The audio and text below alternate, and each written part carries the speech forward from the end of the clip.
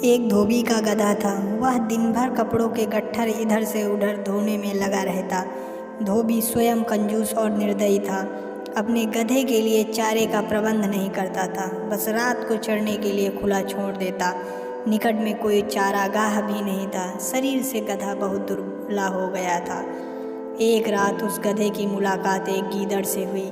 गीदड़ ने उससे पूछा, कहिए महाशय, आप इतने कमज़ोर क्यों हैं? गधे ने दुखी स्वर में बताया कि कैसे उसे दिन भर काम करना पड़ता है, खाने को कुछ नहीं दिया जाता, रात को अंधेरे में इधर उधर मुंह मारना पड़ता है। गीदड़ बोला, तो समझ लो अब आपकी भुखमरी के दिन गए, अब अच्छे दिन आने वाले हैं। यहाँ पास में ही एक बड़ा सब्जियों का बाग है। वहाँ तरह तरह की सब्जियाँ उगी हुई हैं। खीरे, ककड़ियाँ, तुरई, गाजर, मूली, शलजम, बैंगनों की बहार है। मैंने बाग तोड़कर एक जगह से अंदर घुसने का गुप्त मार्ग बना रखा है। बस वहाँ से हर रात अंदर घुसकर छककर खाता हूँ और सेहत बना रहा हूँ। तुम भी मेरे साथ आया करो। लार टपकाते गधा गीदड़ के साथ हो गया। बाग में घुसकर गधे ने महीनों के बाद पहली बार भरपेट खाना खाया। दोनों रात भर बाग में ही रहे और पौ फटने से पहले गीदड़ जंगल की ओर चला गया और गधा अपने धोबी के पास आ गया।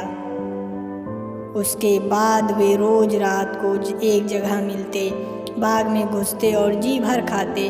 धीरे धीरे गधे का शरीर भरने लगा, उसके बालों में चमक आने लगी और चाल में मस्ती आ गई। वह भुखमरी के दिन बिल्कुल भूल गया। एक रात खूब खाने के बाद गधे की तबीयत अच्छी तरह हरी हो गई। वह झूमने लगा और अपना मुंह ऊपर उठाकर कान फड़फड़ाने लगा। गीदड़ ने चिंतित होकर पूछा, मित्र, यह क्या कर रहे हो? तुम्हारी तबीयत तो ठीक है? गधा आंखें बंद करके मस्ती स्वर में बोला, मेरा दिल गाना गाने का कर रहा है। अच्छा भोजन करने के बाद गाना चाहिए। सोच रहा हूँ कि ढेंचू राग गाऊं। गीदड़ ने तुरंत चेतावनी दी, ना ना ना, ऐसा ना करना गधे भाई, गाने वाने के चक्कर मत चलाओ। यह मत भूलो कि हम दोनों यहाँ चोरी कर रहे हैं। मुसीबत को न्योता मत दो। गधे ने टेढ़ी नज़र से गीदड़ को देखा और बोला, गीदड़ भाई, तुम जंगली के जंगली रहे, संगीत के बारे में तुम क्या जानो? गीदड़ ने हाथ जोड़े, मैं संगीत के बारे में तो कुछ नहीं जानता, केवल अपनी जान बचाना जानता हूँ। तुम अपना बेसुरा राग आलापन की जिद छोड़ो, उसी में हम दोनों की भलाई है। गधे ने गीदड़ की बात का बुरा मानकर हवा में दुलाती चलाई और शिकायत करने लगा, तुमने मेरे राग को बेसुरा कहकर मेरी बेइज्जती की है। हम गधे शुद्ध शास्त्रीय लय में रेंगते हैं, वह मूर्खों की समझ में नहीं आ सकता, समझे?